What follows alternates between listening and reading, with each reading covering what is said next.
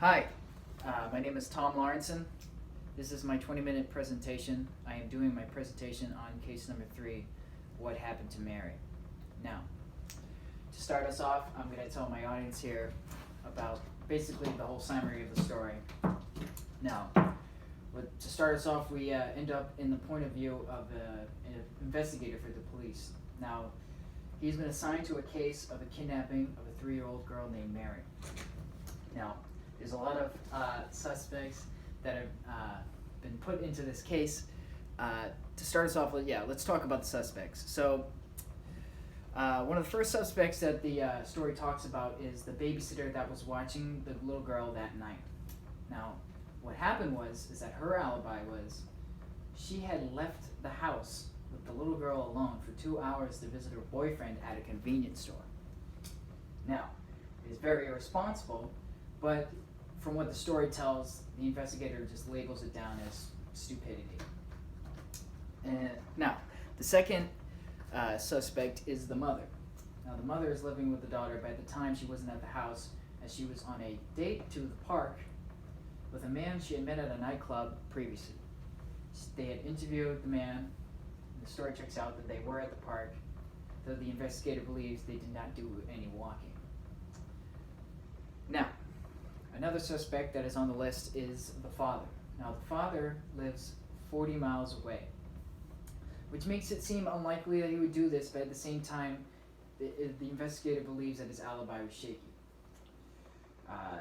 The mother and father had been separated for 6 months, and the father, they believe that, and with evidence, suggested that the father and mother were having a lot of issues due to disturbance calls. And that evidence also suggested that the mother was deliberately keeping the daughter away from the father, which the father did not like. Now it comes up to the fourth and final and most likely witness, which is basically causes the whole dilemma of this case. It stems from this guy. His name is Harvey. He is a sexual predator. He molests children. He's a horrible human being, and everyone believes he deserves to be in jail. Now, why he's the center of this problem is because of basically what is called a feeding frenzy. Now, when people get kidnapped, the town usually responds angrily. You know, they want to find out who did this as fast as possible. They want to punish the person who is guilty of this crime. Now, Harvey is the most likely suspect simply because he has no alibi for where he was that night, and he also just happens to live 2 blocks away from where Mary lives. Now, the babysitter was gone for 2 hours that night, so they believe that Harvey came in and abducted the little girl. The reason why they believe Harvey this is because he's also a child molester. The problem is with this case is that when they're looking at the evidence, it seems that Harvey has only molested small boys. He's never been known to do anything with young females. Also, he's never been known to abduct his victims. His victims have all been molested, and which is also an extra fact, is this very same park that the mother had went to meet with the date that night. Now, everyone wants to put Harvey away for good. They all believe Harvey did it. The media, the mother, and now are all pressuring the DA who are pressuring you. He wants an arrest done now. Problem is that there's not a lot of evidence. And also, if you look at the other suspects, a lot of their alibis seem flimsy. For instance, the babysitter. Where was she? Why did she leave the house? How could she be irresponsible? She left for 2 hours, a 3-year-old alone for 2 hours, to visit her boyfriend at a convenience store? You couldn't have just brought the boyfriend to the house? Or just say, hey, I'm babysitting this kid, I can't hang out right now? There's also the relationship between the mother and father. What happened there? It says that there were disturbance calls, which means they were fighting in some way. Was the father abusive and the mother took her away and kept the daughter away and he wanted her back? Or maybe the mother was abusive and pinned it all on him, and now is refusing to let the daughter go near him. We don't know. There's just no information that goes into this. There's also, the fact that Harvey's never went after any girls, never abducted any kids, and always operated in a park. But everyone wants Harvey done. So the huge dilemma here is, do you pin Harvey for this crime and potentially let the real kidnapper escape, or do you do you go after someone else and let a child molester go out on the street when everyone else wants to do it? The media, DA, and even your fellow police officers. There's a quote from the story where Sergeant stops you and says, "Just book him, because even if he's innocent of this crime, you'll be taking a child molester off the streets. Just get him off the streets." So it's basically like an ethical dilemma here. And it's basically up to you to decide what to do, because it never says who the investigator pick. It's left all up to interpretation. There's also another fact that's in there. What happened to Mary? There's barely any information on whether or not she's found. All I know is that she's not found and she's possibly dead. So, what happened to her? If Harvey wasn't found with her, then where was she? Where did she go? So that's basically the entire summary of the case study. Now, I'm going to ask a couple of questions from my audience. What I want to know first is, how do you think the investigator should handle the media? How do you think they should handle the media? Well, yes.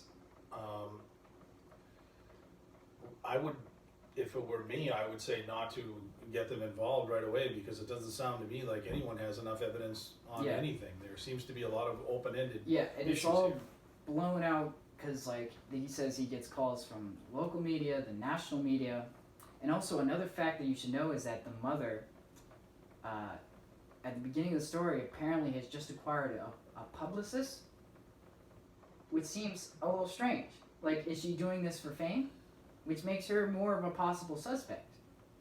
Which kind of leads into my next question is, which suspect should the investigator start with? You always start with the closest to the parents, especially in a divorce situation.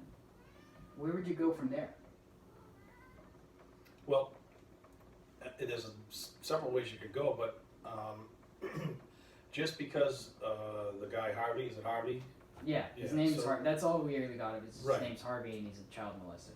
So just because the man is a child molester, lives close by, doesn't, is very weak on anything, pin anything on him. Yeah, so. there's no evidence other than the fact that he has no alibi and he lives close by. They could reach out to the police where the father lives and see if they can do some type of an investigation from there.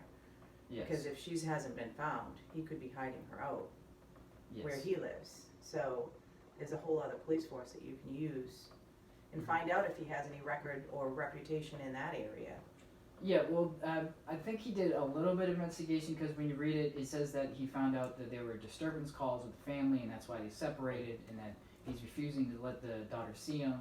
I think that's a huge question, is, someone look into what the disturbance calls were, why were the police called to that particular home, and what circumstances surrounded them being there. So, that it would be, start with the mother and then the dad, the two closest people to them, and find out just exactly what was going on. What maybe the disturbances would shed some light on what happened here.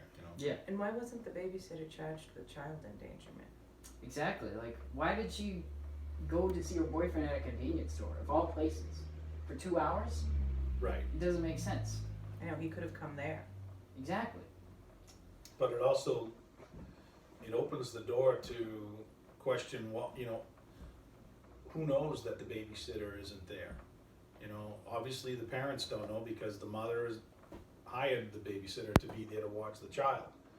So somebody would have to know that the babysitter, in my opinion, somebody would have to know the babysitter isn't there for those 2 hours to gain access to the home and abduct the child. Or just coincidence somebody just happened to go by and kidnap her and there wasn't Unless- anybody there. Unless both she and her boyfriend were lying and he did go to the house and something happened to the child while he was there. There's that too, Exactly. right. The boyfriend could be covering for A crime he the committed. girlfriend. Yeah. He could be a suspect. Yeah. He could have been visiting there. There's a lot. That's what I'm saying because it feels like this investigation hasn't been going on very long. No, Because there's doesn't not a seem lot of very evidence. thorough either. Yeah. There's not a lot of evidence, and everyone just seems to want this to be done and just to pin this on one guy. And if you charge the babysitter with child endangerment, it might, and she didn't do anything wrong and the boyfriend did, it might encourage her to tell on. That's my thought.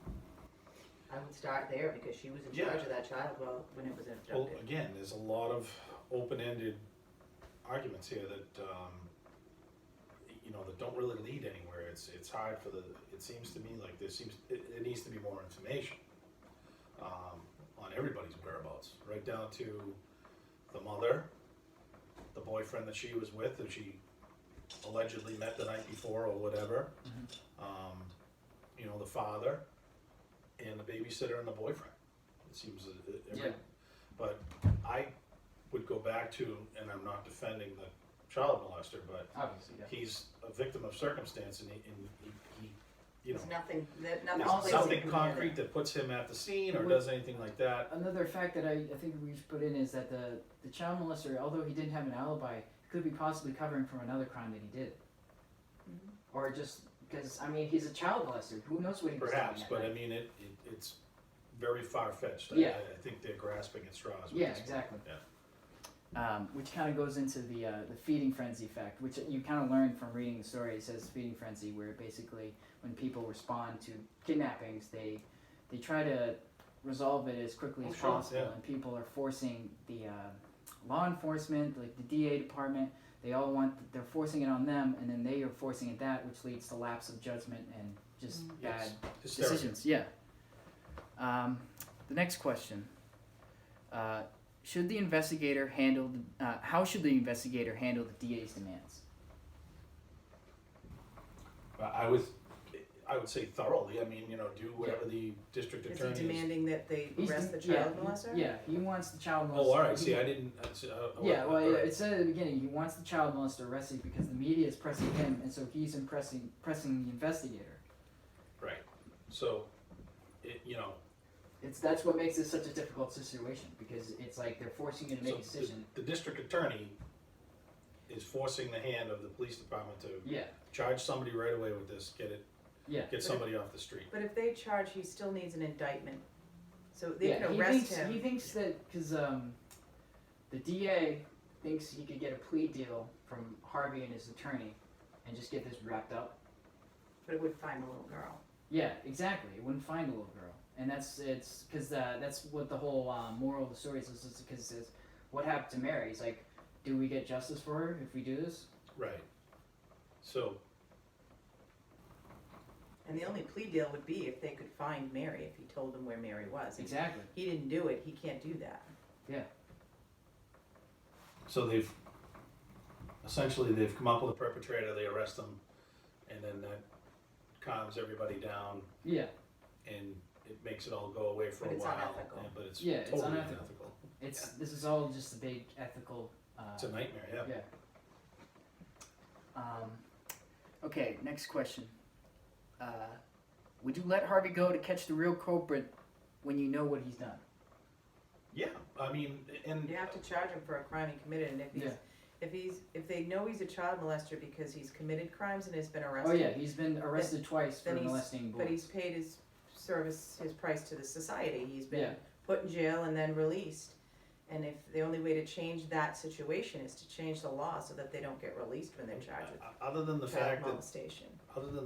the man lives a close proximity to the home Mhm. where the girl was, that is the only thing they have in the fact that he is a past child molester. Other than that, there's nothing else. There's no evidence that you've said that indicates anything different, that indicates that he was at the scene. He had any type of contact with the girl at any time. It's very, very vague. There's a lot of gray areas there, so I don't see how they could go after him like that. I don't see how it's legal. Yeah. Okay. Another question is, do you believe if, like, looking at the evidence, looking at the person Harvey is, do you believe he could have possibly done this? Well, it's quite possible anybody could do it, you know what I mean? I don't think so. Well, I don't think he could, because if he liked to molest boys, Yeah. they usually stick with their pattern. Yeah, good point. But I think that in the scope of everything we're talking about, it could be any one of these people. There's a lack of evidence here that doesn't prove that anyone is a key suspect in it. And I think that Harvey, again, just because of his past sins, if you will, it doesn't make him the main subject that they're looking for. I think that's wrong. Just because he did something in the past doesn't mean he wouldn't. Just because he went after boys in the past doesn't mean that he's a child molester. He's not a male child molester, or he is, according to what his rap sheet is. But the fact that he's a child molester, he could go after girls too and children. It's too weak. They don't have enough evidence. The police need to do their job. So, actually, one more thing is, so who do you think did it after seeing all the evidence, all the suspects? Like, who do you think actually kidnapped Mary? Well, My money would be on the father, but that's just me. I kind of think the mother had something to do with it. Yeah, it seems very weird, especially with the fact that she has a publicist now. Conveniently gets the babysitter. Yeah. Babysitter disappears. Mother could be, knowing what's going on. And there's also the lack of info about how they separated and the disturbance calls. Disturbances, yeah. Who was the aggressor in that relationship? Yeah, you don't know. So I guess my guess would be the mother. I would strongly look at her first. So, what did you think of this whole? I think it's good. I think it's a good discussion. It brings to light a lot of questions. Yeah, it's a very ethical and moral type thing. It certainly is. Like, do you take the ethical route or the moral route? And just the fact that you're put in a situation where there's just no evidence and you're forced to make a choice, Yeah, what do you think? Yeah, Well, it's odd too, because usually the DA is the one that says you need evidence before you charge. So in this case, it's the opposite. So, you really can't, it's a waste of the court's time to arrest someone without evidence. Mhm. Because the courts are already overworked. And you're gonna have a weak case that's gonna get thrown out and potentially make the judge angry because it's weak. Yeah. And it was allowed to be put forward without evidence. There's a balance that they have to, and the judge's responsibility is to make sure they adhere to the law. If they're just gonna go out and charge someone because of a criminal record, they could do that to hundreds of thousands of people. If there's bank robber in the area and a bank gets robbed, they're gonna go to this guy's house and arrest him? Mm-hmm. How far do you go on that? Yeah, and there's also, like, so if you go in, it's a weak case, you can't figure out how to get a plea deal, even though it says that you can set up a plea deal and get this all out of the way, and it falls through, the child molester goes back out on the streets And you wasted all that time. you wasted all that time and you still haven't found the true culprit of this crime, Correct. Any questions? Why aren't they looking for the little girl? Exactly, I always thought, because that's the whole moral. I mean, I know within 24 hours is a slim chance, but after 24 hours, but why wouldn't that be their priority and not trying to appease an angry, popular notion that a child molester did it? Yeah, and it's like put in like the view of the investigator, and you can see how frustrated it is when he's explaining all of this. Like, no one seems to care the fact that the child molester only goes after boys, that he's never abducted any of the boys, and that there's no hard evidence, and that no one seems to be caring about the little girl, whether she could be alive or dead. Right, and when you started off, in the beginning saying that, it just seems to be like, the girl kind of fell out of the picture, and everybody was focused on Yeah, Harvey he and, did it. and making Making sure that everybody we get happy. somebody Mhm. gets locked up for this. you So it's know. almost as if it's a political ploy rather than trying to save the girl. They're trying to appease the voters that put Yeah. the DA in office. So, Alright, well, I think that's about it. Thank you to my audience. So that was my 20-minute presentation.